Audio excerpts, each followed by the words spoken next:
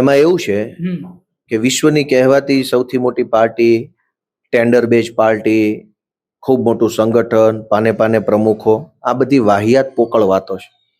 વાસ્તવિકતા એ છે કે દમદાટી કરીને, દાબદબાણ કરીને, લોકોને ડરાવીને અત્યાર સુધી સરકારમાં આવ્યા છે. જેવી આમ આદમી પાર્ટી જેવી સાવ સામાન્ય લોકોથી બનેલી પાર્ટી સામે આવી, ત્યાં તો બધી જ હવા નીકળી ગઈ ને.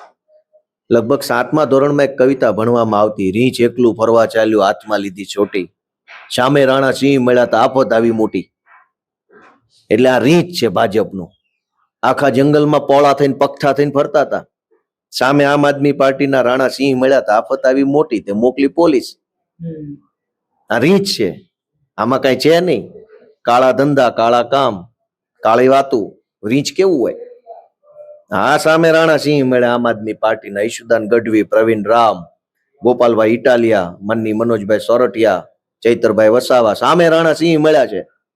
હવે પોલીસ લઈને આવે છે અમારે બાંધવા. ભાઈ એટલા બધા પાણીવાળા છો, એટલા બધા તમે મરદ મૂછાળા છો, તો શું કામ પોલીસને હાથો બનાવો? આવી જાઓ સીધે સીધા મોરે મોરા વાળી વાત કરો.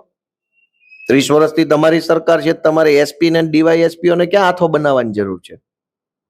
સરકાર તમારી છે, કામ તમે કર્યા હોય, લોકોના દિલમાં તમારી જગ્યા હશે, તો ભાઈ એફઆઈઆર કેમ કરવી પડે છે?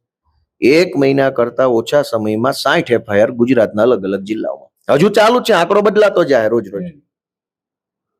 અને જાનથી મારી નાખવાની કોશિશ, ચારો તરફ એક જ એફઆઈઆર. શું કામ? કેમ કે એમાં થોડીક સરકારી પ્રક્રિયા લાંબી થઈ જાય, થોડી ગંભીર કલમ લગાવે તો એમ. હળવી કલમ લગાવે તો ટૂંકમાં પતતું હોય.